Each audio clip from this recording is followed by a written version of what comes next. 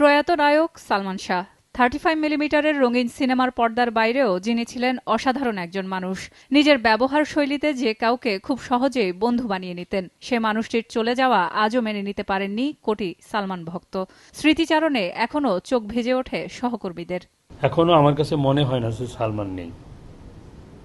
এত প্রাণবন্ত, এত বন্ধুসুলভ মানুষ ইন্ডাস্ট্রিতে আর্টিস্ট হিসেবে আসে নাই। ব্যক্তি সালমান শাহ অত্যন্ত একজন সৎ এবং চরিত্রবান ভালো একজন মানুষ ছিলেন। কারণ আমি দেখেছি কাছ থেকে যে ও ভণ্ডামিটা পছন্দ করতেন না।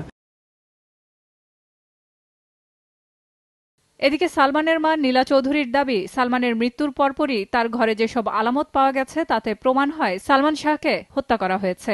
এছাড়া প্রথম থেকেই মামলাটি অপমৃত্যুর মামলা হিসেবে তদন্ত ও পরিচালনা করা হচ্ছে বলেও অভিযোগ তার। বিনা সন্দেহে হত্যা, কারণ আমার ছেলে জীবিত থাকা অবস্থায় অনেকবার অ্যাটাক করা হয়েছে। সে তখনও জীবনের নিরাপত্তা চেয়েছিল, তাকে নিরাপত্তা দেওয়া হয় নাই। যেদিন মারা গেল সেদিন যে শুটিং করে গেছে তার টেবিলের উপর আমি কন্টিনিউটি ড্রেসের ফটো পেয়েছি, তার ড্রেস পেয়েছি রেডি করা। একজন মানুষ মৃত্যু আত্মহত্যা করতে হইলে কন্টিনিউটি ড্রেস রেডি করে আর সব রেডি করে আত্মহত্যা করবে না? সে একদিন কিন্তু আমাকে বলেছিল, কেঁদে, এই মারা যাওয়ার বোধহয় মাসখানেক আগে, আম্মা আমার বউটা নষ্ট হয়ে গেছে। আমিও কেঁদেছিলাম। আমি ভাবছি এরকম বলে না এর বউ সম্বন্ধে, বলে না আম্মা আমার বউটা নষ্ট হয়ে গেছে।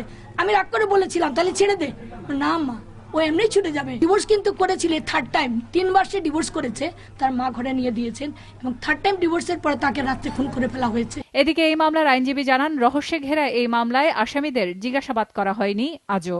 হাজবেন্ডের ঘরে যদি স্ত্রী মারা যায় বা স্ত্রী বা স্বামী মারা যায় তাহলে কিন্তু তার ওয়াইফকে একটা এক্সপ্লেনেশন দিতে হয় কী কারণে মারা গেল, কিন্তু তার কোনো ব্যাখ্যা আমরা এখনও দেখি না। তাকে কোনো তদন্তকারী কর্মকর্তা জিজ্ঞাসাবাদ করেছে এরকম কোনো পেপারসও আমরা রেকর্ডে দেখি না। পাশাপাশি আসামিদের বেশিরভাগ বিদেশে থাকায় তাদের দেশে ফিরিয়ে আনতে সরকারের কাছে দাবি জানিয়েছেন তারা।